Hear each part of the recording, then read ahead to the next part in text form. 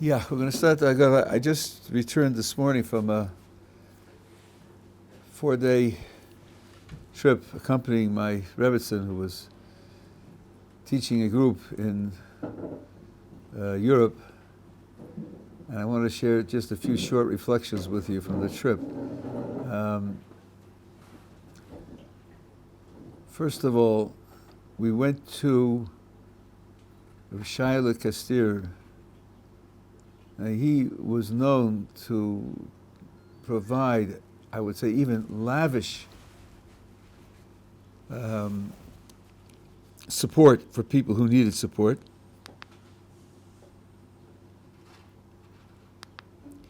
No problem here. And if he would make a wedding, he would buy all the clothes, and he would pay for the meal, and if the couple needed money to live on, and feeding people, anybody who came. It's a gigantic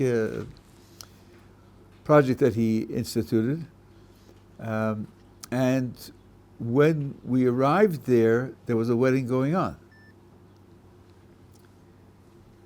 A Hasidic wedding. People were happy and dancing. My Rebbe says to me, I know the Kala. Because when we were here last year, with last year's group, she was here praying to get married. And she asked me for a blessing, and I gave her a blessing, as many people did. And here now, we see her getting married. So that was really a very beautiful outcome. And the father, I got to speaking to the father, where are you from, and so forth and so on. He told me, I married off one child in November. I have another child to marry off in Elul, which is 4 months from now, 5 months from now. And I told this child, my son, I can't do it. So he and the Kala made this wedding themselves. Now, when you do it, it's on a hilltop, and it's outdoors, so there's no hall, and there's no, flowers, and there's no this. It's something which, but it was very joyous. And of course, the people who happened to buy going to Yeshivat Ohr Somayach also joined in the wedding, and it was a really very beautiful thing. One of the women on the group said she teaches eighth grade girls about the Holocaust. And this is an experience that she had on one day.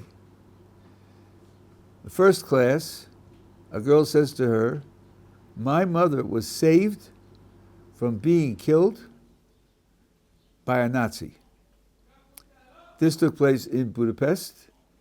That's where they have the memorial of the shoes, where they have the metal reproductions of shoes, 60 pairs of shoes lined up on the bank of the Danube River, because they used to take people down there and shoot them. And their bodies, and of course they don't take off their shoes. And the exhibit is done in a very, I would say, poignant way, because the shoes aren't lined up. No, they're casually, because these are people from all walks of life, men, women, old, young, fancy, plain, and they're just sitting there. You don't see the people standing in them and they're being shot. And she says, her mother said she was there also, and there was a Nazi who suddenly appeared and grabbed her and pulled her away and saved her life. Okay, who knows what it was, what the purposes were, and so forth and so on. Okay, 2 hours later, this same teacher in another class says, my mother told me that my grandfather, her father, was a tailor. And he was hired by the German government to sew German uniforms. And he kept one uniform for himself. And when he could, he would put on the uniform and he would save Jews.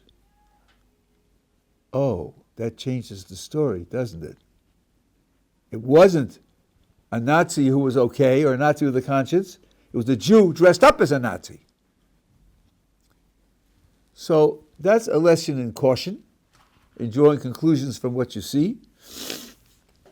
It's also a lesson in caution, I think. I read this in one book studying the subject of non-Jews who save Jews. People are mixed in their psychology and mixed in their motivation. And I would go so far as to say that every simple rule about human motivation is wrong. There are always different dimensions, different complexities. And I think that one element, more or less in different cases, but one element that motivated people was the Nazis are hateful. And if the Nazis don't like X, then I'm going to work to save X because I hate the Nazis. It's an anti-Nazi gesture rather than a pro-Jewish gesture. And one of the guides that we had said that they interviewed some of the people who saved Jews, and in one case he said, I didn't know them, in some cases I did know them and I didn't like them, but I saved them anyway. Now that could be super high morality, or it could be the Nazis are chasing them, so I'm going to save them. An anti-Nazi gesture. And in fact, this guy told us something which I hadn't focused on before. He said when the Nazis took over Hungary, Hungarians started killing Jews for no reason at all. They didn't buy into the Nazi propaganda that the Jews are trying to take over the world, or the Jews pollute the streams, or the Jews eat Christians' blood for matzahs. They didn't buy into that. They just killed Jews. That's all. Just killed them. So this was a reflection on the way in which things developed. And the last thing, we landed in Frankfurt and went to Worms. And from there we flew to Budapest and spent a day in Budapest. And then we went to Sanz. We were there in the morning by the Sanz of Rabbi. And we went into Poland. It was in Poland. And we went to Poland. We went to Auschwitz and spent the Shabbos in Krakow. Not a single whisper of an incident. We were a group of 25 people, obviously Jewish, because I was one of them, dressed the way I dress. Not a whisper of an instance, nothing. I don't know if we could have done that in Manhattan or in Los Angeles. Certainly not in London. Certainly not in Paris, because the primitive, medieval, superstitious East Europeans don't curse Jews on the spot. And the well-educated, sophisticated, up-to-date Western Europeans and North Americans curse Jews on the spot and spit at them and will shout them down and wave flags in their face and so on and so on. The Western cultural superiority is completely out of place. Okay, that's just some reflections that I wanted to share. The Haggadah is probably the second most well-known and popular Jewish text. The primary text is the Torah, Chumash. It probably has attracted more commentaries than any other text up to and not including the Chumash. It's not a long text. Most of the Haggadahs, when you see a book this thick, you don't realize that only 1/3 of each page is Haggadah and the rest of it is commentary. So the real Haggadah is much shorter than it looks. This book gives you a better picture of how much, and half of this is translation. So it's not a very long text. The core of the material goes back to the Mishnah, and there are other from other generations. It's a very sophisticated. Thank you very much. Very sophisticated text.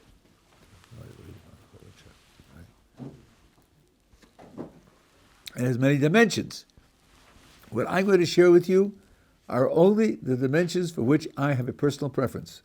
I'm saying that because I don't have any illusions that what I say is more true or more important or more fundamental than other things you may read in other commentaries. I'm just doing the things that I feel confident to say because I'm interested in them. And we could spend a year on it. So I'm selecting out those things which I think will be helpful.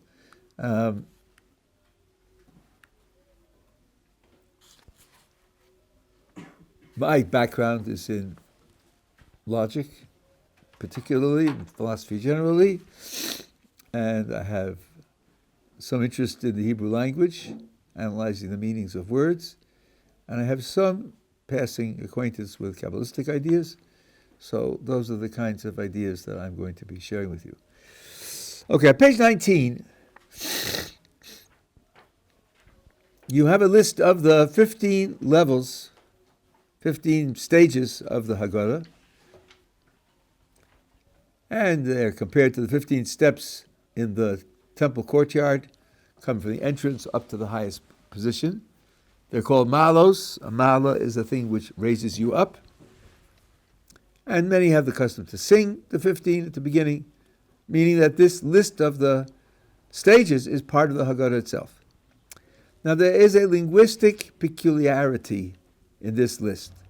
It's 15, and between the different stages, there's only one vav. So it's as if you gave a list in the following way: 1 and 2, 3, 4, 5, 6, 7, 8, 9. And the careful reader will say, why did you put an and between 1 and 2 and not between 2 and 3? And 3 and 4, and 4 and 5, and 5 and 6, 6 and 7. Put one and in only. Well, hello, that has to tell you something. Now, the vav is between Kaddish and Rachatz. Kaddish means to sanctify, and Rachatz means to wash. Well, symbolically, Kaddish means to elevate, to make more spiritual, to make more holy. And Rachatz means to cleanse your hands, in this case, of some dirt, something bad, to rid yourself of something that's holding you back. And you could raise a question. In making spiritual progress, is there an order? Is it okay to do it just haphazard? Or is there a preference? And in this respect, there's a famous verse written by King David, Sur me'ra va'aseh tov. Turn away from evil and do good. That makes it sound like the first thing you have to do is rid yourself of the evil, cleanse yourself of the blemishes, and then set your mind to do good. Here, I would say we have a hint at the opposite order. Sanctify yourself, apparently, with the blemishes, with the dirt on your hands, and only after you sanctify do you wash your hands to remove the dirt. That would be the opposite order. Now it becomes a question, how do we understand the order? And if you take a look at the fifth blessing in the Shemona Esrei, the everyday, three times a day prayer, Hashivenu Avinu L'Sorasecha V'Korvenu. Hashivenu Avinu L'Sorasecha, bring us back, our Father, to your Torah. Korvenu Malkeinu L'Avodasecha, bring us close, our King, to your service. V'achzirenu B'shuva Shleiva L'Fanecha, and bring us back in complete tshuva. So you have Torah and service of Hashem, and only after that tshuva. Now tshuva is how you rid yourself of the things that are holding you back. You rid yourself of your crimes of the past, your bad character. And it seems like in the blessings of the Shemona Esrei, you're talking about doing the good first before you rid yourself of the bad. So this is now a puzzle what the sources are telling us. I have seen a couple of commentaries on the Haggadah which say that this idea of sanctifying yourself first and only then ridding yourself of what's holding you back is only for the night of the Haggadah. That night has special characteristics, which it does, and That's the only time you can do it. All the rest of the time, King David's verse, first turn away from evil and then do good, applies. That's what they say about the Haggadah. But I think there's a problem also with the fifth blessing of the Shemona Esrei. You have to square that with Rabbi, with King David's verse.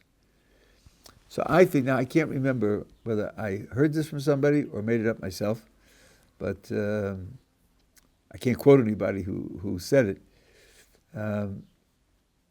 I think a reconciliation could be this. Yes, King David said, turn away from evil and do good. But who says that those are steps 1 and 2 in the process?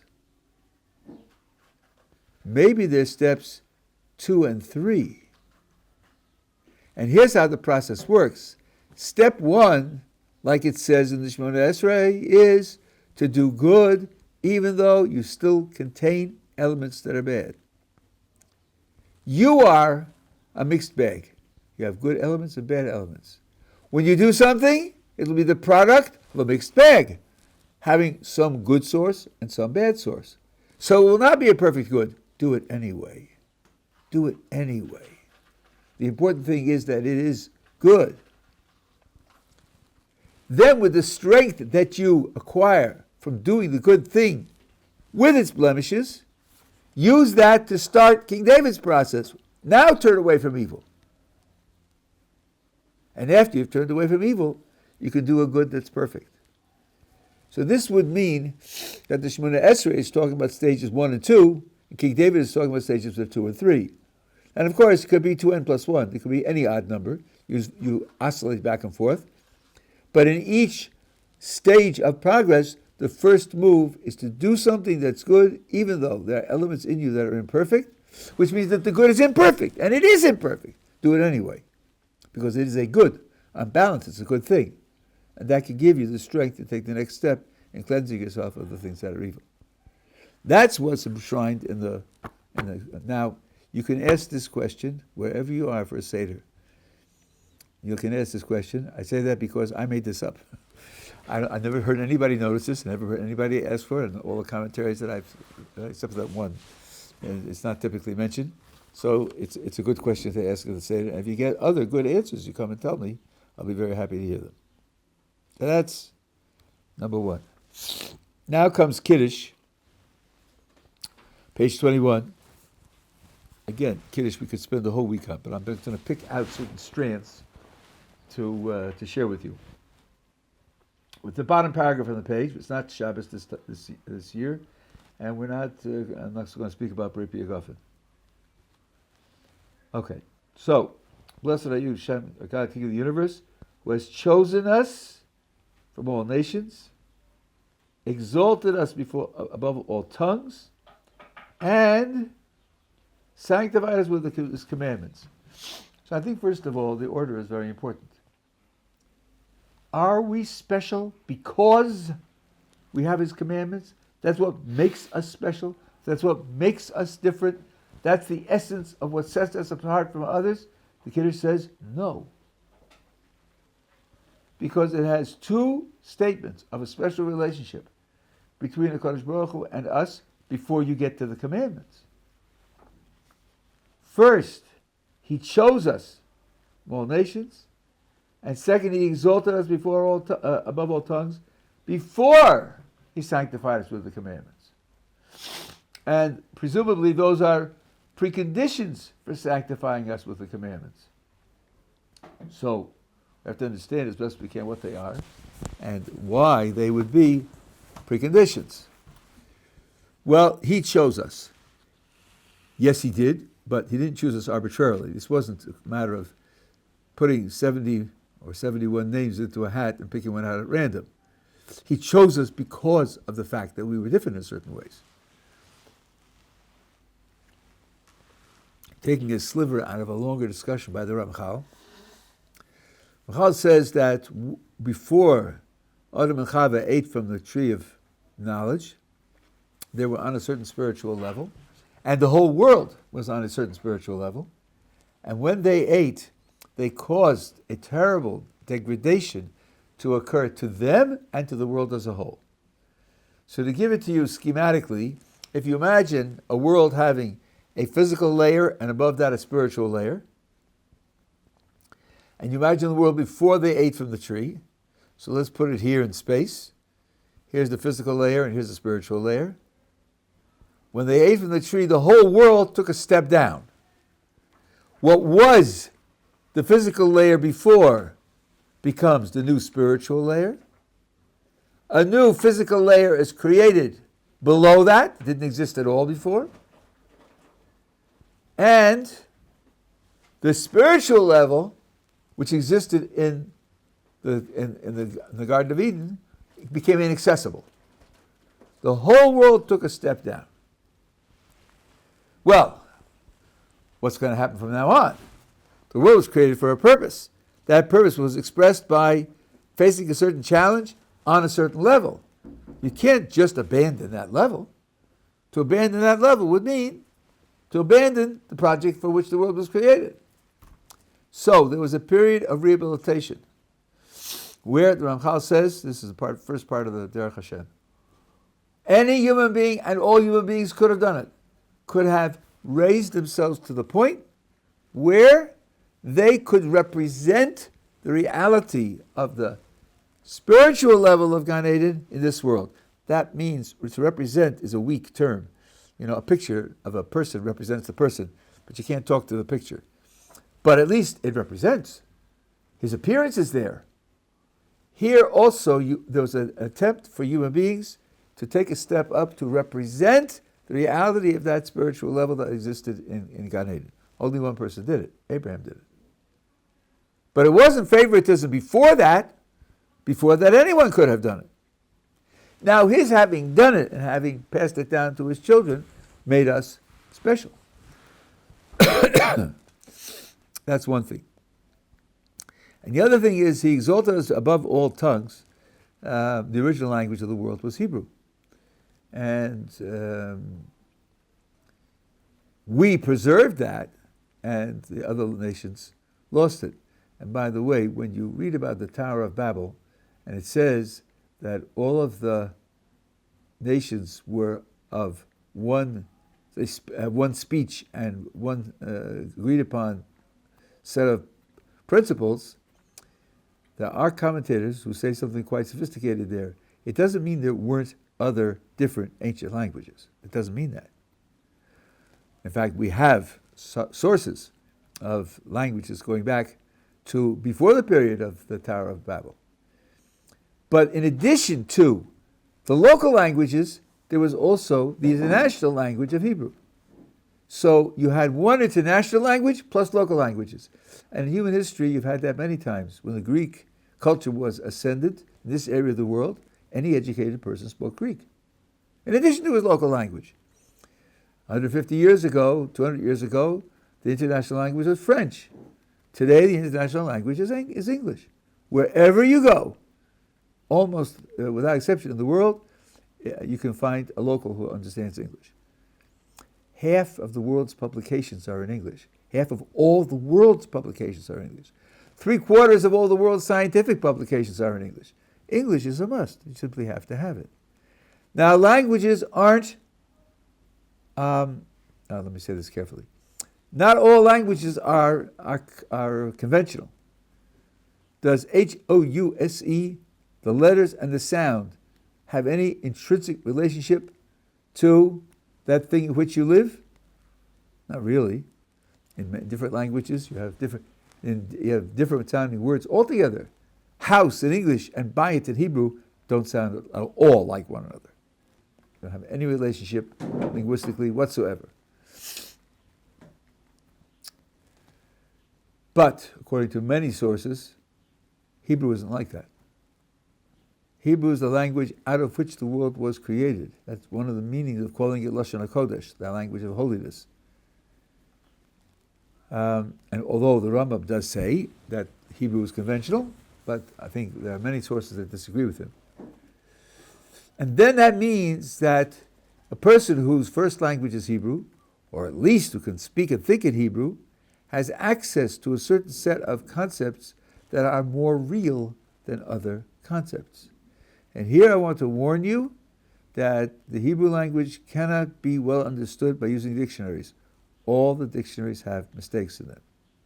Not that there's something incompetent about them. If you're going to write in 10 words or less what a word means, you're going to miss nuances.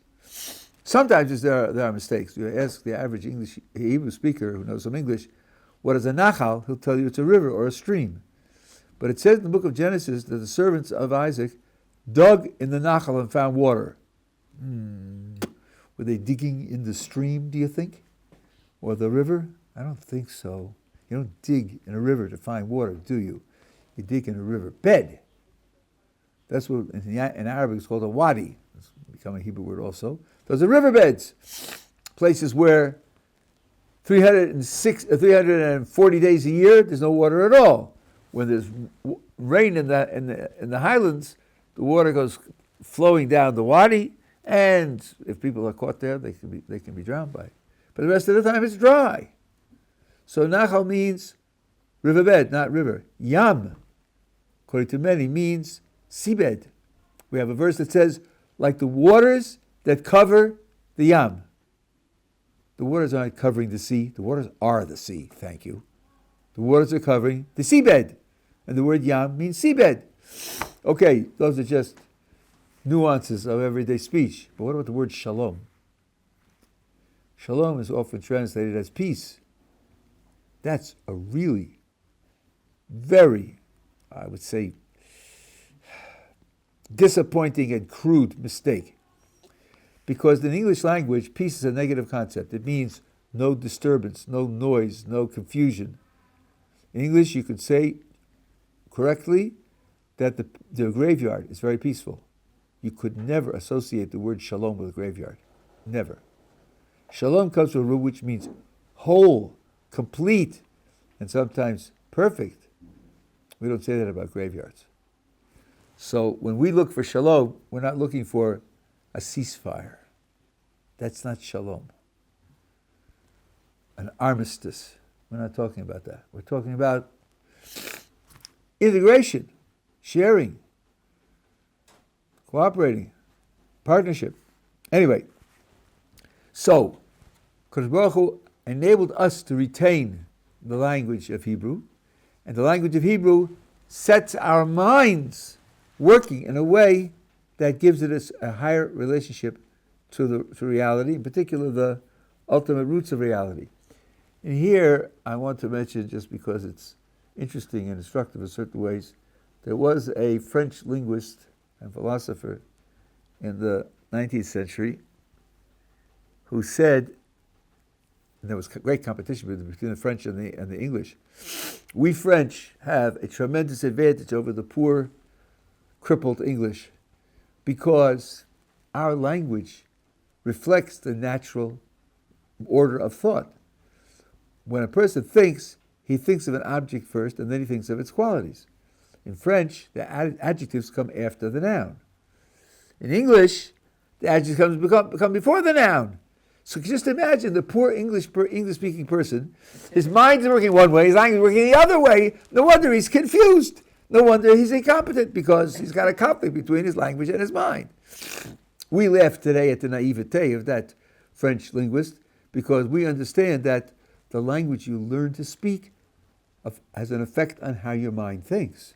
It isn't as if it's chiseled in stone how your mind thinks, and the different languages can be better or worse adapted to the way the mind thinks. But that means that when a person learns Hebrew, especially if children learn Hebrew, and they think in terms of Hebrew, they're going to think about the world in a different way, they're going to grasp it in a different way. So that's two preconditions before Kadosh Baruch Hu sanctified us with his commandments. Now what does it mean he sanctified us with his commandments? There are at least two different meanings here.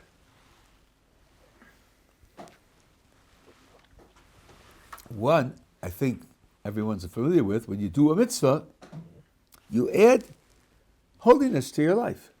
A mitzvah is a connection with what's holy, it's a connection with the Kadosh Baruch Hu. The middle letters form the word tzav, which can mean connection. And therefore it elevates you. And that's true. That's why you say a blessing using these words. every time before you, not every time, but almost every time when you do a mitzvah.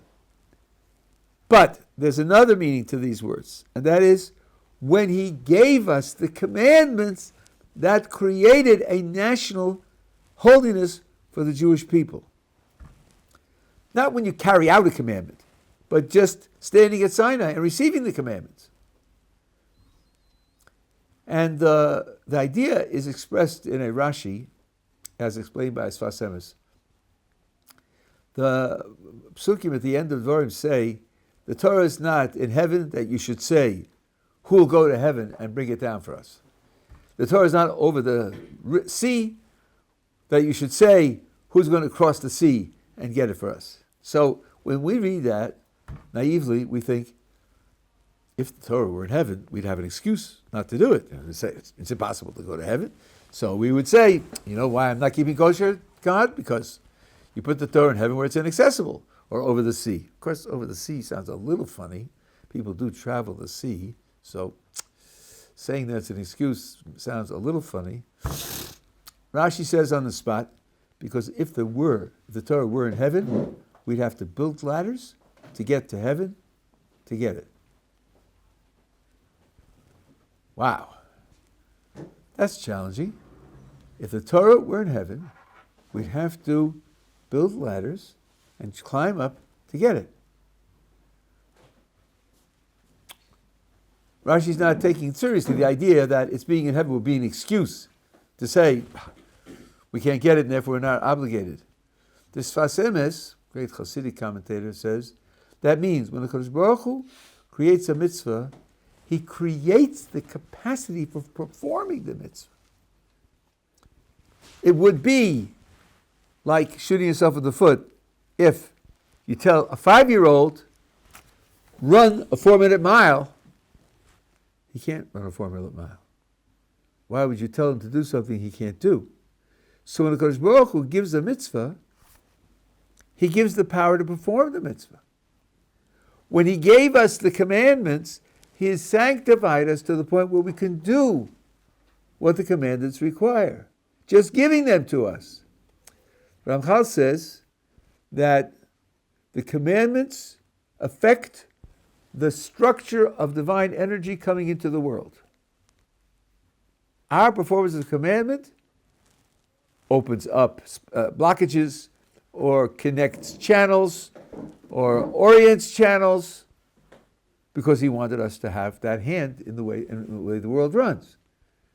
But how could it be that the action of a mere flesh and blood person with a soul, how could it be that he's able to affect that structure of divine energies coming into the world? Only because when he gave us the commandments, he gave us that power to affect those structures. Otherwise, we certainly wouldn't have had it.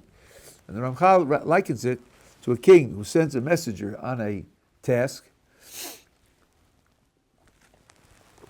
And in order for the messenger to succeed, the king has given him a document signed and sealed by the king, which says, this person represents me. So when he goes to the shop and says, I need a pound of nails, they'll give it to him. Because he has the agency of the king. So when we perform a mitzvah, we have, so to speak, that kind of document in our hands, vis-a-vis all of that spiritual structure, and we can say, I'm doing this mitzvah, and the structure responds in the way in which the mitzvah causes it to respond. So that's another meaning of sanctified us by the commandments. By giving us the commandments, he made us into something different and unique.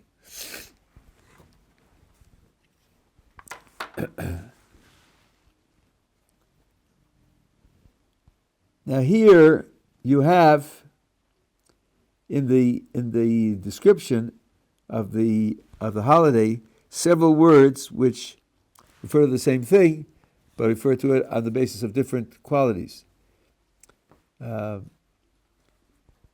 He's given us appointed times, feasts, and seasons.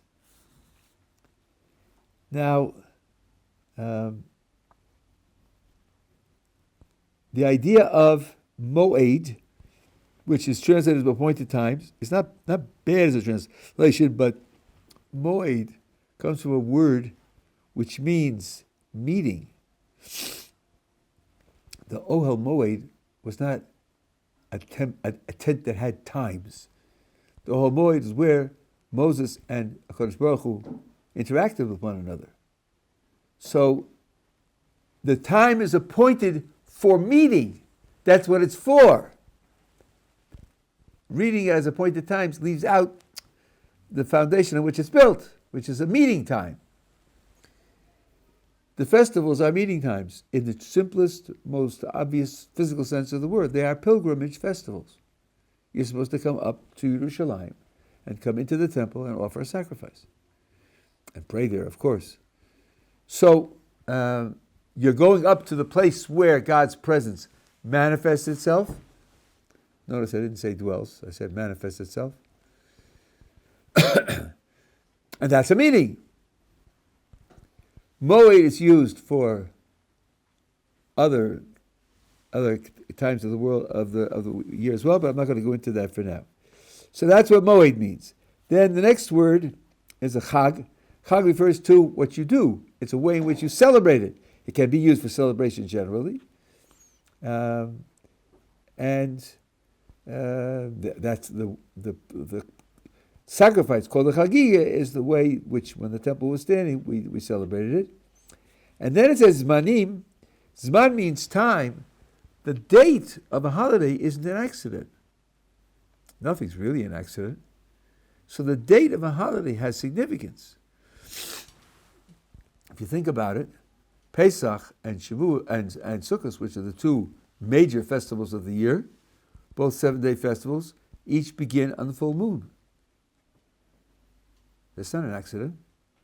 And a great deal is made out of the fact that Rosh Hashanah appears on the day in which there's no moon, because it's the beginning of the month. And the moon is invisible. Maybe only visible as a sliver. So that's a big difference between the two of them. And Shavuos was originally, according to many, the 6th of Sivan. And that goes back to the verse which describes the ending of the creation, Yom HaShishi, the 6th day, which Chazal tell us that the work of creating a physical universe was only a preparation for the completion of that process, which is when the Jewish people received the Torah at Sinai, because a world without a Torah is like a 9-year-old child. A 9-year-old child is almost all potential, right? If someone would say, I guarantee that your 9-year-old child will be healthy and strong and functional till he's 120, just as he is today at 9, for another 111 years, I think you'd be crushed and disappointed. You don't expect him at 35 to be living the way he lived when he was 9. So you look at him as almost all potential. The world existing, growing, developing, all of it vis-a-vis the receipt of the Torah at Sinai is like a 9-year-old. Like a 9-year-old. So the 6th of Sivan carries out the 6th day of creation. The dates on which the holidays occur are not accidental. And that's why the Zman is very important. Now, there are 3 qualities which are associated with these celebrations. One is Simcha, and one is Sason. No, I'm sorry, Simcha and Sason. Did I make a mistake here? Yeah. So the Gaon of Vilna explains the difference between Simcha and Sason. Simcha means you've prepared for something. And the preparation may take weeks or months. You prepared for it physically. You're prepared for it mentally. You're prepared for it spiritually. And then, when the time comes, all those preparations give you a certain platform on which to be able to realize the potential of the time. That's Simcha. Sason is the unexpected. I rejoice on your word as someone who finds a great treasure. most people don't go looking for treasures. There are treasure hunters, there are. Most people don't. And many people do find them completely by accident. Or from their point of view, it's completely by accident. Sason is the unexpected. And I usually try to make this point to Chassan and Kala at a wedding, that's why it says Sason v'Simcha. Both of them are in the blessing, the seventh blessing, because when you get married, of course, there's a lot of preparation. And if the preparation is done well, it will have an enormous input to the joy of the celebration. But there are always surprises. And I can tell you from experience, often they're very happy surprises. As well as you researched, as well as you shared with one another before the wedding, and as well as you tried to experience the other person's character, there are always surprises, and some of them are really astonishingly beautiful. So that's the idea of Sason. And that's a quality. If you live the holiday, you have that double effect. It has that double effect for you. Okay, that's as much as I'm going to say about Kiddush.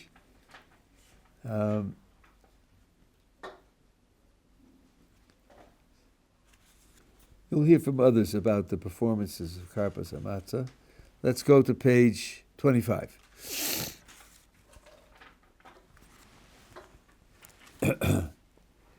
Now, your translator writes, "This is the bread of affliction." In Aramaic here, these four lines are Aramaic. Anya, which is only in Hebrew. There are those who think that affliction is not quite the right translation. And oni in Hebrew is a person who's impoverished. Literally speaking, the word impoverished tells you nothing about his experience of being poor. You know very well there are people who decide to be poor. They give up their possessions. Onya means that he's deprived. He lacks the normal range of resources. But how he feels about it may vary from case to case. So saying that it's affliction is a little too hard, I think. This is the bread of deprivation. You know, I don't know if you've ever seen matzah made. The average time it takes from the time the water hits the flour to the time that the matzah comes out is about 10 minutes. You know the 18-minute rule? The 18-minute rule is for the oven, not for the matzah. Matzah is done much faster than that. Much faster. While the oven is working for 18 minutes, you could have 20 different batches go through. When you get home at the end of a hard day and you want to eat, you don't want to make a dough and wait an hour for it to rise, and then punch it down and wait another hour for it to rise, and then bake it. You want something that you can have quick. And that's what matzah is. So, this bread on the matzah plate, the matzah on the plate, is the bread that we ate in Egypt, which was the time of our deprivation. Now we say, Kol d'chvin yesef v'yechol. Anyone in need, let him come and eat.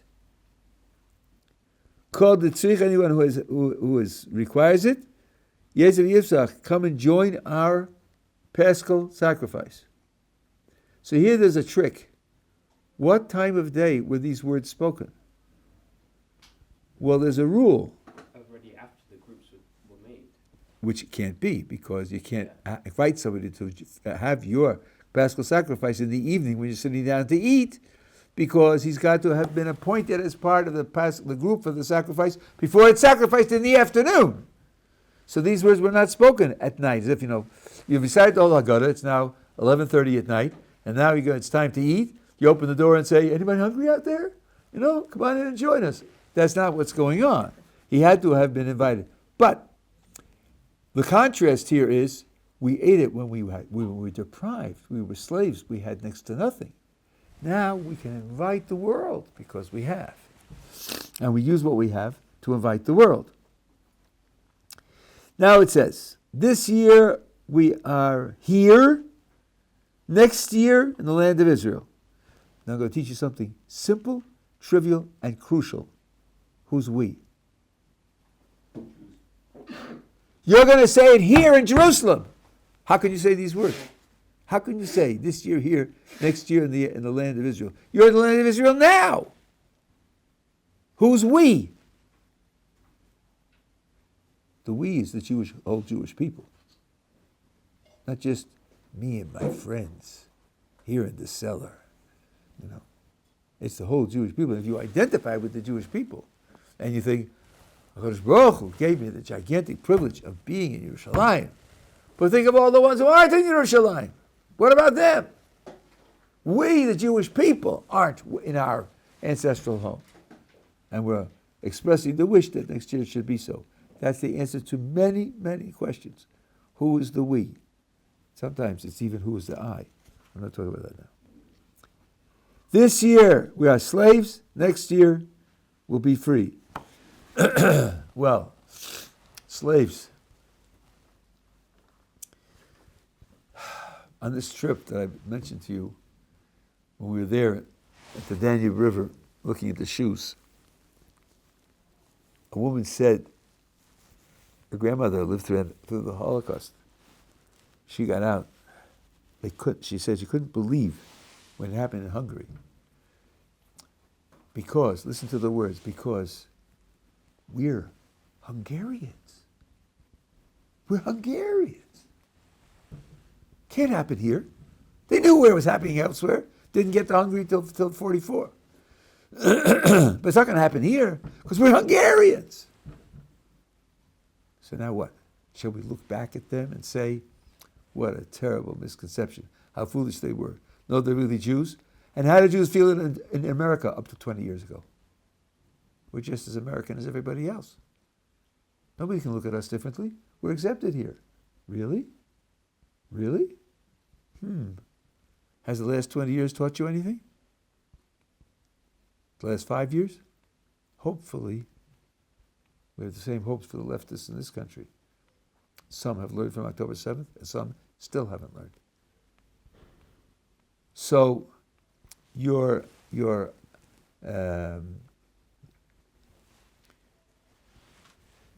we is the we of the Jewish people.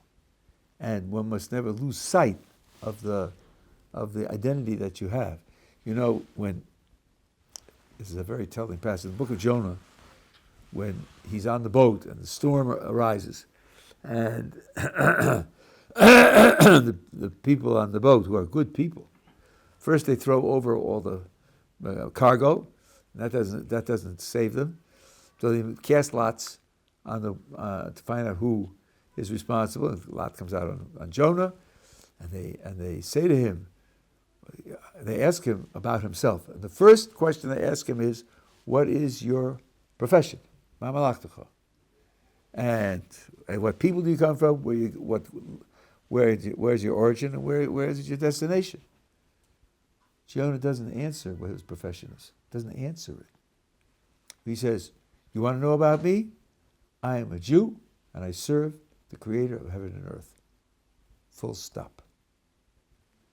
If you meet someone at a social meeting, and you're introduced to him, the first question you're likely to ask is, "What do you do?"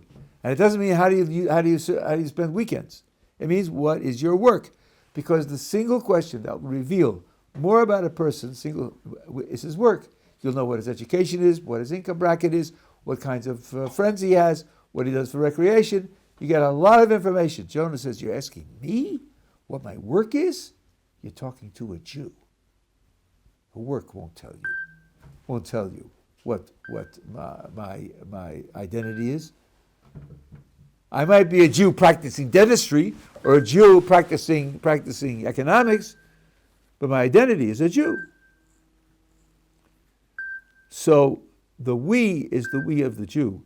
And what I think Jews are discovering, like the Jews in Germany who said the same thing, we're Germans, is that you have masters and you're really slaves. It's just that sometimes your masters are kind to you. Sometimes they're friendly to you. But when they want to be, they don't have to be. They can turn on you. This has happened over and over again. It happened in Budapest, and it happened in Hebron in 1929.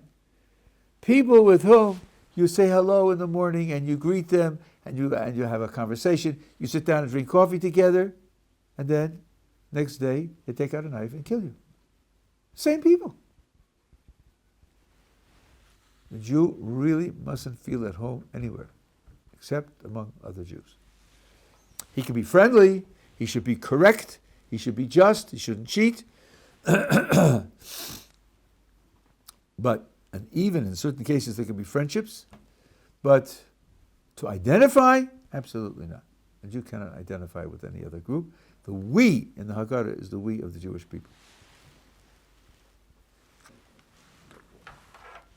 Okay.